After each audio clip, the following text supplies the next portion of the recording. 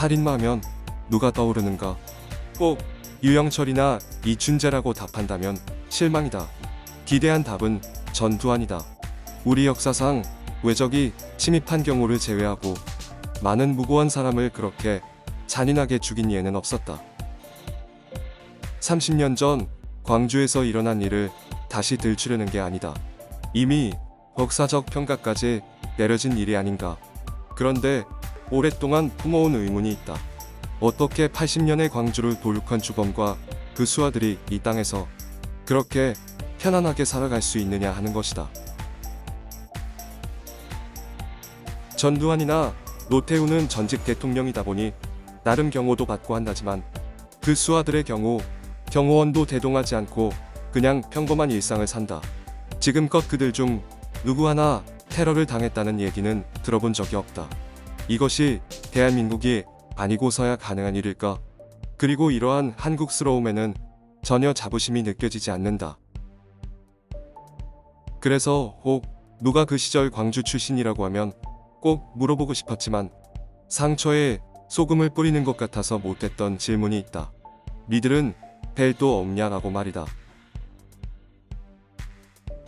내 부모, 형제 혹은 아내를 도륙한 살인자들이 호의호식하면서 살아가는 걸 뻔히 보면서 성숙한 민주의식이니 사회 통합을 위한 화해니 운운한다면 우아한 개소리로밖에 안 들린다.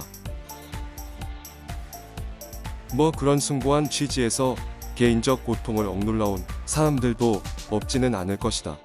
그러나 어떻게 한 사람도 예외 없이 모두가 이성적일 수 있는가? 돈 몇 푼에도 사람을 죽이고 좀 의견만 달라도 서로 씹어먹을 듯이 달려드는 세상이 아닌가? 그냥 인정할 수밖에 없다. 광주는 배리 없는 거다.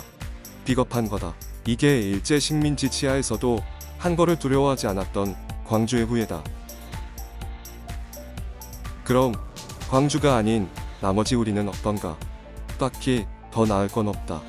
그들의 아픔을 함께하는 척 너스레만 떨었지. 정작 그 아픔은 오롯이 피 흘린 자들의 몫이었다. 새로 권력을 나눠먹은 자들은 사회통합이라는 명분으로 사면을 실시하고 희생자들에게는 돈 몇 푼에 유공자라는 허울을 안기고 그냥 다 좋은 게 좋은 거 아니냐는 식으로 사안을 덮어버리는 쪽으로 모두가 방관하거나 일조를 했다.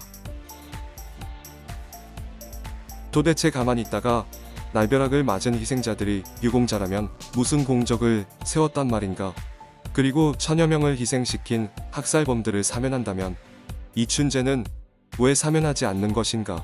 적어도 그는 반성하는 모습이라도 보이고 있지 않은가? 결국 대한민국에서는 힘만 있으면 내가 친일을 했든 양민을 학살했든 간에 건재할 수 있다는 위대한 코리안 판타지의 전설은 계속된다. 킬러의 칼끝이 공공의 적을 겨눌 때 우리는 그를 협객이라고 부른다. 우리 역사에는 고비 때마다 위대한 협객들이 있었다. 하지만 지금은 동네 양아치와 조폭은 있어도 더 이상 협객은 없는 사회가 되었다. 그래서 광주의 학살자들은 천수를 누릴 듯하다. 한강의 기적을 이룬 K-팝의 나라라고 부러움을 사지만 사실 우리는 대리 없는 민족이다.